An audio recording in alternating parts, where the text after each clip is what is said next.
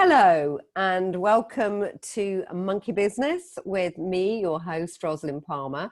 And I'm joined by the incredible JB Own, businesswoman, entrepreneur, founder of Ignite Press, of which I'm an author in 3 of the publications.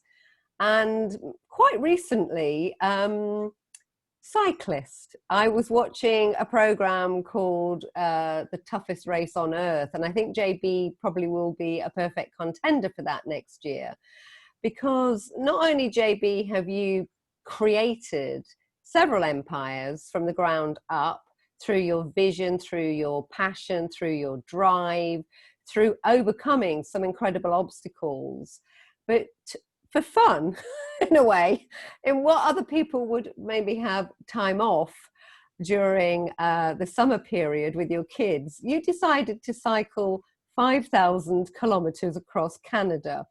And I like cycling, but I like cycling in Lincolnshire in England. It's very, very flat. And I take it that Canada really isn't. So what challenge possessed you to do this activity, JB? Hey, Rosalind, so happy to be here. Thanks for asking that question, because it really is what's, igniting me at the moment, this incredible 5,000 kilometer cycle across Canada. But it really stemmed from the vision of what's possible, what is really, really possible for each and every one of us. And for many of us who've been in sheltering in and just sort of on hold with what's going on in the world and everything with COVID, it felt like there was this big pause that we're just waiting to see what to do to go forward. And I really wanted to create this idea of igniting possibilities, of having big dreams, big ideas, and sort of waking ourselves up to what's new and next for each and every one of us. Even though that was probably quite scary to you. Well, it was, because I'm not an athlete and I'm not a cyclist. In fact, some of my lifelong, hangups have been not good at sports, not athletic, a bit of, I call like a fair weather girl, only golf in the sun and only run when it's nice outside. And just, all of the pretty ways of doing athletics, just to the point where I'm tired now, I've had enough. So cycling 5,000 kilometers with a heavy pace of 150 kilometers a day was, a big stretch. The interesting piece of it was I did a lot of mental challenge, and I know you're going to ask me, some of my tips, and this is the first one. The mental conditioning that I did before I even started this journey was really, truly profound, because what I did was I saw the cycling, I saw the 100K in my brain. I saw me on the road, on the bike, on the stretch, completing the day. And it was fascinating, because before I even started, the most I had cycled was 40 kilometers. We were going out after dinner, after work, and cycling a bit just to get the legs moving. But the very first day I did 98K, the very first day that we went on the trip. And it was fascinating to me because it was easy. It was doable. And it was because I had conditioned my mind so much that my body was just ready for it. And I found that absolutely fascinating. I'd never done 98K in one day. And the first day I did it, because I was mentally seeing it, mentally preparing, mentally in my brain, I was doing it over and over again. So when my body was challenged to do it, boom, it just did it. And it was a really, really big awakening to me on how much you can prepare yourself physically for what you need to do by doing that mental conditioning, mental training. And we've heard it and seen it before in test cases, where basketball players have, some have seen the basket shooting, some have done it, then they've tested them. They both had equal, improvements. So it is really powerful, the mental conditioning you can do before you even physically step into the experience. Well, of course, that's my bag. That's why Roger Bannister managed to do the 4-minute mile when people actually said it physically was not possible for the human body to do it, because he kept visualizing himself going through that finish line just under 4 minutes. And the year after he did it, there was something like 80 or so people who did it, because once they knew it was possible, once they saw it for themselves. But again, I'm going to come back to this program that I've been watching, The Toughest Race on Earth. Sometimes their bodies do give out. I mean, clearly you can keep pushing on through mentally, How have you managed to get past those grim days, those, cycling into the rain days, up a mountain days, when really probably quitting or having a nice bath, would have been a great idea? How have you got through those physically and mentally? Well, it started really early, actually, in the journey. On the second day I fell, just to give you some context, I'm riding a tandem bike. So my husband and I are on the bike together, and our feet are clipped into the pedals. So if you don't get your foot unclipped, you're stuck on the bike. So on the second day, we hit some wet gravel coming into a stop, and we couldn't get our feet out. We both went down. And of course, I got gravel on my knee and my arm. And it was interesting because on this journey, my kids have come with me, and my 12-year-old immediately, we came into a stop and she was standing there. She saw us fall. She came running over, and, there was blood and dirt and everything. And she's like, "Mom, are you okay? Are you okay?" And she was really worried. And I stood up and I said, "I'm totally okay. I signed up for this." And it came out of my mouth before I realized, but I said it, and I was hurting. I had to get an ice pack, and I had to go in and, into our follow vehicle and, take a rest. But the truth is, I said, I signed up for this. And in my heart, I knew that with this journey was going to come all the bumps and bruises. And that's with anything. That's with business. That's with family. That's with relationships. When you commit to something so clearly, whatever that is, you have to know that it's going to come with bumps and bruises. And as soon as I said that to myself, I signed up for this. I'm totally okay. Yes, we needed to band-aid it, blah, blah, blah, blah. But my body, my brain knew that I had committed to whatever was going to come from it, and I was going to go for it. And that sort of set the precedent for the rest of the trip. And yes, there were days where it was so hard, freezing cold. We had 40-kilometer winds. We had rain pouring down. And I just kept saying, I signed up for this. I signed up for this. I signed up for this. I signed up for this, with every single pedal. Has that been your mindset in business? Because I've known you now for several years, and I've never met anybody who is so driven, so visionary. And I don't know how many businesses you've started in the last few years alone, but certainly the whole Ignite Publishing, it's an institute, it's gone beyond just books, but you've created so many in such a short period of time. Was that your principal mindset? I've signed up for this. I think so. I don't think I verbalized it back then, but I will say I'm really proud that this month we published 14 international best-selling books in, 12 in 14 months. We've done 12 best-selling books in 14 months. And again, I look back at that accomplishment and I realized that it was a commitment. It was a devotion. It was a dedication. It was something that I guess, yes, I signed up for. I signed up for that commitment. I signed up for all of it that was going to come from it. I signed up to be committed to my authors. I signed up to be the, support for my family. So I would say yes. And maybe I didn't really realize it until I had this biking experience. But it really is the feeling that when you really commit to something, like wake up and say, this is my dream, this is my goal, this is what I'm after, you find all the many layers of it. It's like the 360-degree version of it. And I think a lot of times when people see a business or see a dream, they just see that linear, A to B piece where I have to do this to get to that. And then the dream unfolds in so many different layers that's why people give up, or that's why people think, oh, maybe I failed, or it wasn't what it was supposed to be, or, the universe is cursing me. The truth is there's so many layers to getting to the goal and getting to the end result. And often we don't realize that that's the full package. We just think it should be from here to here. This is what it should take. This is what it should look like. And anything different from that is somehow a failure, or it wasn't what it was supposed to be. And so we don't realize that we signed up for the whole deal, the whole package. And I really love it when I have to pivot. I love it when I have to sidebar. I love it when I have to take a pause and think of a new idea, think of a new strategy, figure out a plan. Those things are exciting and thrilling for me. And that's what business is all about. What's been exciting for me is actually the chat we had very briefly before this. So I want to get this down on record. You said you'd had an epiphany effectively during the cycling. And hearing you say you've created or published 12 books in 14 months, I know originally you wanted to do 12 in 12 months because, sounds good. Nobody had ever pulled it off before. Originally, you wanted to cycle 5,000 kilometers, but near to the 5,000 kilometers, you've had an epiphany. And I think that probably will affect how you feel about the publishing and everything else. Is that true?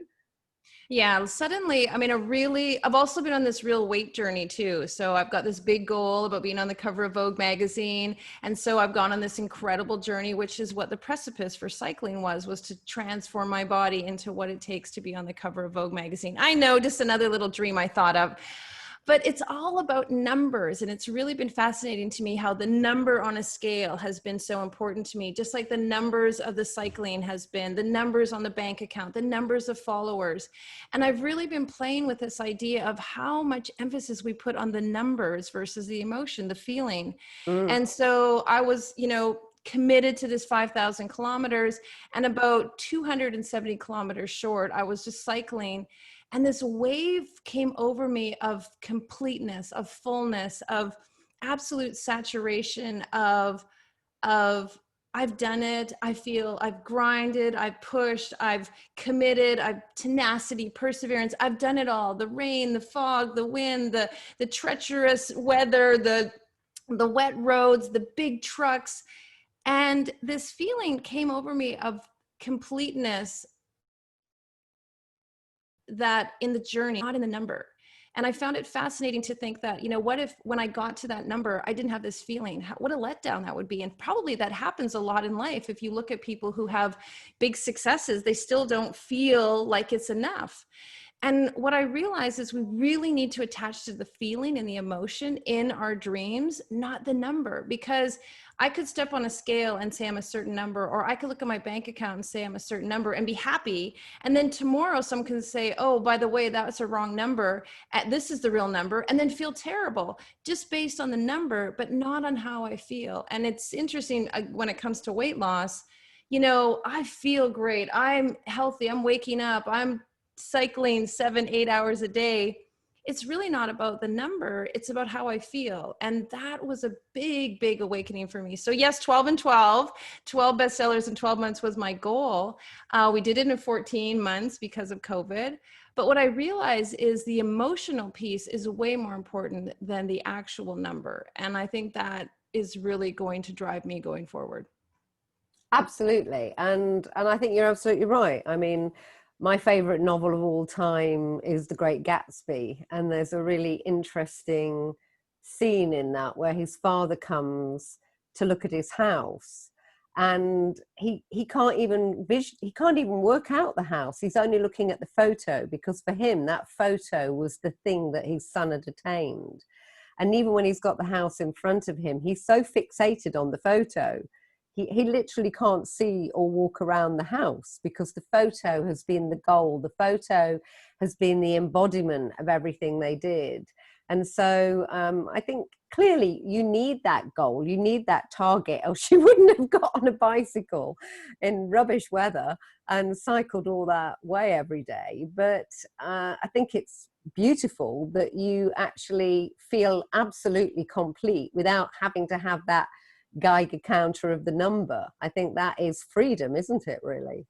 Absolutely. And it's a human construct that we really put upon ourselves. I mean, these numbers, I joke, I like this man-made up number that someone came up with is, this is success, this is wealth, this is thin, this is, social media success. These numbers, these man-made numbers, and that really hit me hard when along the journey we snuck into a Walmart to take a scale off the shelf so I could weigh myself, because while I was in the motorhome, I had no idea. My mind was not believing that that I had lost weight and that I had reduced my pounds. So we snuck into a Walmart, took a scale off the shelf for me to step on to prove that I had lost weight, because my brain couldn't adjust to it. And when I stepped on the scale, of course, it was in a box, so it wouldn't take the accurate number. And I looked at it and I thought, wow, I'm putting all of my happiness on a box, on a cardboard box that was made in a factory by a person who made a number that is supposed to tell me how I feel. And I stood there in the aisle of Walmart thinking, this is so ridiculous. Like, JB, ask yourself how you feel.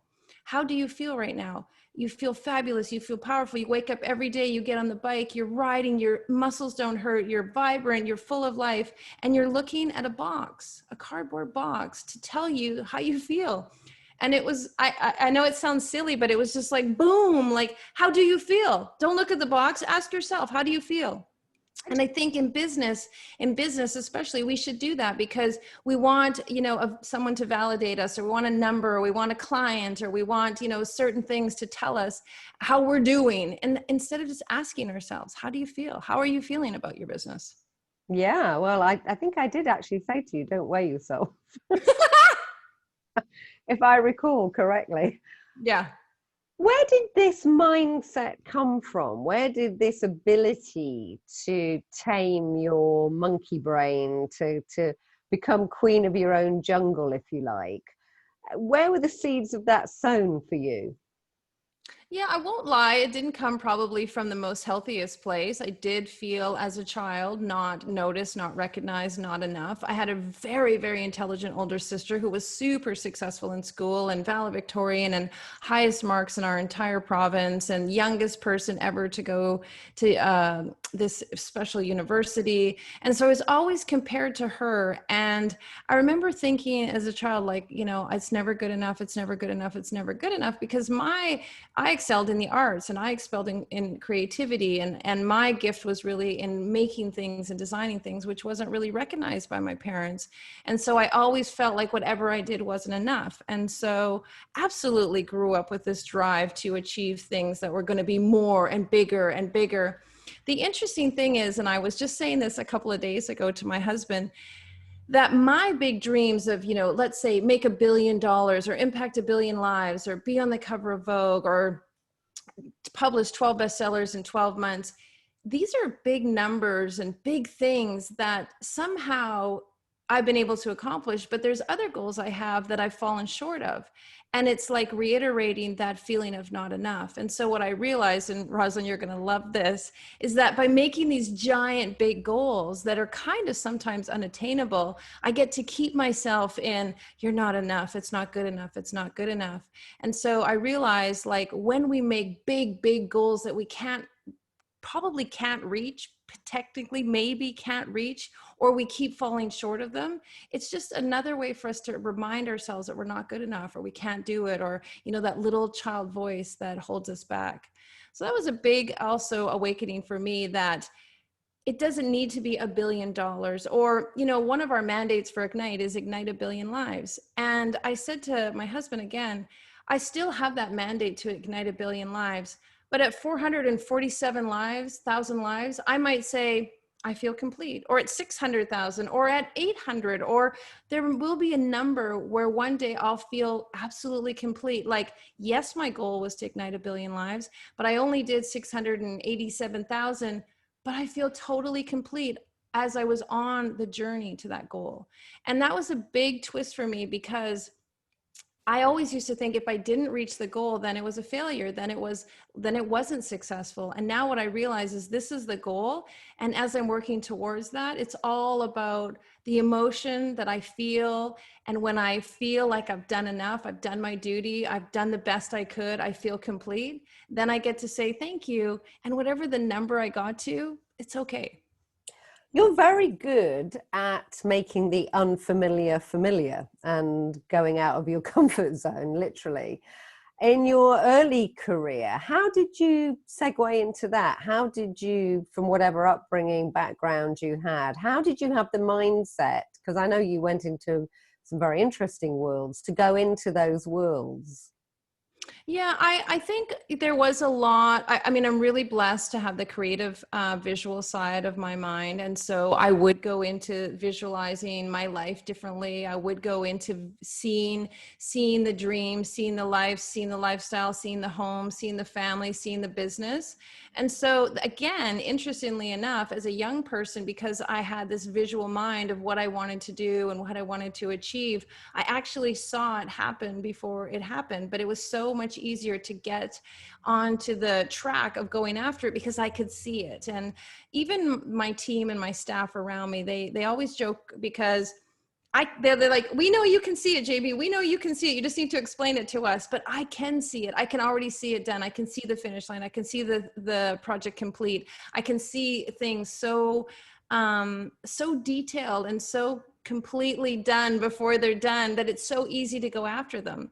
And I think I've met people who can't see it, who don't have the vision, and therefore they don't know what they're going after. And so one of the practices I have with a lot of my clients is I'll say, let's create the vision first. Let's start with what it is you want, what it is you choose. And that's another big shift too, is it's not necessarily what you want, it's what you choose. Yeah, absolutely. You worked with celebrities though, and you know, me also, I've done the same, and they tend to be quite single-minded about their own vision and what they want. How did you navigate that in an early career? Yeah, I worked with celebrities for about 15 years. And, you know, what I noticed very beautifully, and I read about this in one of my blogs, is I actually worked with David Bowie. And I thought, you know, wow, if anyone could be, you know, diva or demanding or, you know, expect the world, it was him. And I remember one day working with him, we were sitting on the curb in a film set in Vancouver, and the tables weren't set up and the chairs weren't set up. So we were sitting literally on the curb. He was wearing a wife beater t-shirt. He was eating a spinach omelet on a plastic plate with a plastic spoon. And we were talking, and I was thinking to myself, like, wow, he could demand anything. And here he is, like, there's no chair. So he's sitting on the curb, and he's eating with plastic utensils. And we were talking, and he had some spinach in his teeth. And I remember thinking, like, he's just a normal person. He's just like everyone else. And I had to like tell him like he had spinach in his teeth, and he got embarrassed just like everyone else would when you tell them they have spinach in their teeth. And we laughed. And he taught me the most incredible lesson that we're all just human. We're all just the same. We're all just normal. And we all have the same insecurities and normal emotions as anyone else. And he was probably the one person that made me realize fame and celebrities and all of that is a persona, and it's something, again, man-made. And the truth is, they're just humans. They're just people just like you and I, and they have all the same emotions that we have. Exactly, that's so true. How, though, have you come back from times, because I know you've had some really tough times, particularly in your early married life. How, again, the mindset, how did you reach the enough is enough, and how did you manage to navigate out of that? Yeah, I was in some abusive relationships. And the reason I eventually got out was I, again, realized that I wasn't going to live like this. My life, what I envisioned for myself, was way different than my current experience. And what I envisioned and what I wanted and what I chose for my life and chose for my kids was over here. It was this was the vision. This was the idea. This is what I needed to obtain. This is where I needed to get to. And so I had to crawl over broken glass and take the steps to get to over here, because here where I was not working out. Yeah. And have there been times you've absolutely walked away from something and maybe regretted it? Absolutely. I had a very, very successful business. You know, it was my multi-million-dollar business. And I did walk away. I was ending my marriage. My kids were really young. And I just reached that point where I was having the meltdown of my life. And, you know, looking back, it was the best thing that ever happened to me. I'd gotten to a place where, you know, success was not about doing it the best way. It was about making money. It wasn't about what my heart was in. It wasn't about what the original vision of the business was. And I'm actually grateful that the universe yanked the rug out from underneath me, because I needed to change. I needed to look at the 360 degree of my business, of my life, of my person, of my health, of my happiness, of my kids, and decide what was going to be best in the big picture, in the long term, instead of just, you know, going after the numbers, the success. I was the richest I've ever been, and I was the most unhappiest I'd ever been at the same time. Imagine that. Oh, hello. It's why we get on so well. We have a lot in common. So people listening, if they're very high powered or high functioning execs or entrepreneurs or business people, what would be your top takeaways for them really about, you know, not going after the numbers, or whatever these new core philosophies that you've had these epiphanies about are really? How would you sum up, you know, your top advice to them? Well, I've been writing a lot about calling it wisdom from the back of the bike, because on a tandem you ride on the back. And one of the key pieces that has really stood out for me is it doesn't happen just because you wish it to. Mm. And that really came true for me. One of the days we were cycling 200 kilometers in a day, in one day. So 200 kilometers was about 8 hours on the bike. And so we were at like 182 kilometers, and I was hurting, right? But I needed to get to the end. And I kept wishing that there was the end. I kept wishing like the next corner, the next hill, that was going to be the 200K mark. And I kind of got this big, like, it's not going to happen just because you wish it. You're not going to get to the end just because you're sitting here wishing it to happen. And so wishing, and I think a lot of people do that. They wish they win the lottery. They wish that their, spouse would change. They wish that they'd live somewhere else. They wish. It's not going to happen just by wishing for it. And if you really, truly want something, you really, truly have to go after it. You have to do the work. And the end of that 200K story is we had made arrangements for our ground crew to meet us at the 200-kilometer mark. For coincidental reasons, they actually stopped about 18 kilometers short because there was this really beautiful, picturesque area for us to park and the kids to be out at the lake and everything.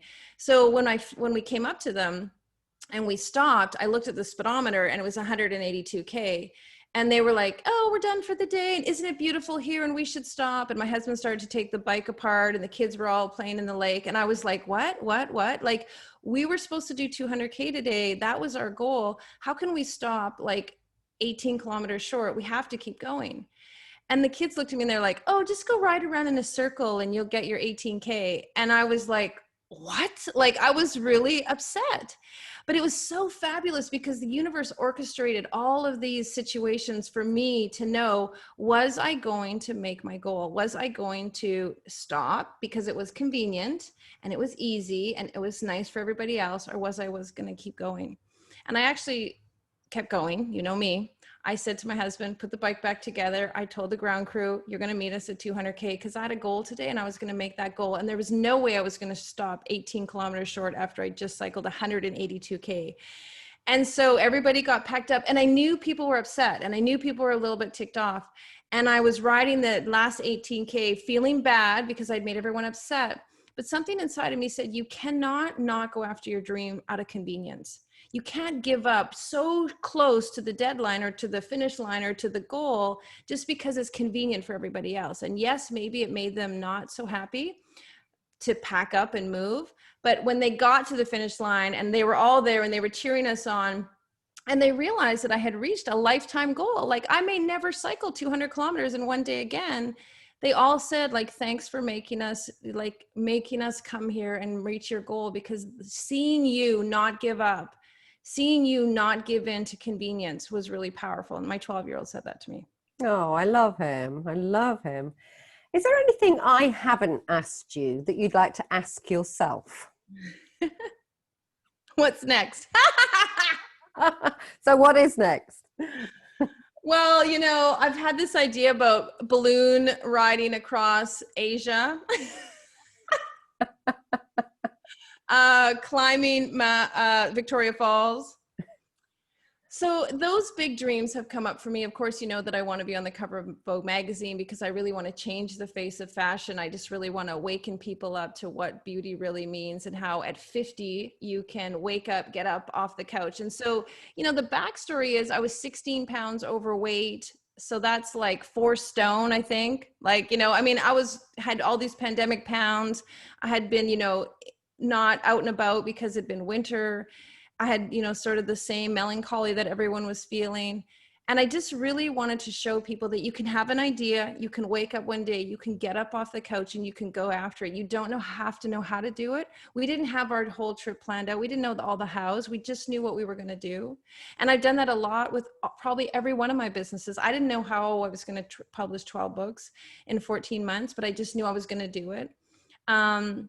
I didn't know I was going to start a kids clothing line and sell internationally around the world, but I just started doing it. And so I think the big piece is just to get started, is to really just get started. And connect to the emotion, not the end result. And I really think that for me going forward, and Rosalind, you'll be excited to know, as you know, one of my closest friends, that climbing Victoria Falls and balloon riding across Asia would be absolutely fabulous, but just really sitting into the wonderful feeling of where I'm at right now, just absolutely enjoying today, and knowing that everything that I do moving forward is absolutely enough and absolutely wonderful and absolutely icing on the cake. That is probably the best feeling and the best excitement I have for what's next. Well, you're choosing it, and that's why it's so brilliant. And I also shall pat myself on the back for being part of your journey about the mindset shift as well. So it's my absolute pleasure. So it's my absolute pleasure to know you, to work with you, to interview you here today. So much information for everybody, and I'll put links so obviously people can reach you and be part of your future excitement with future books. What's the next one you have planned?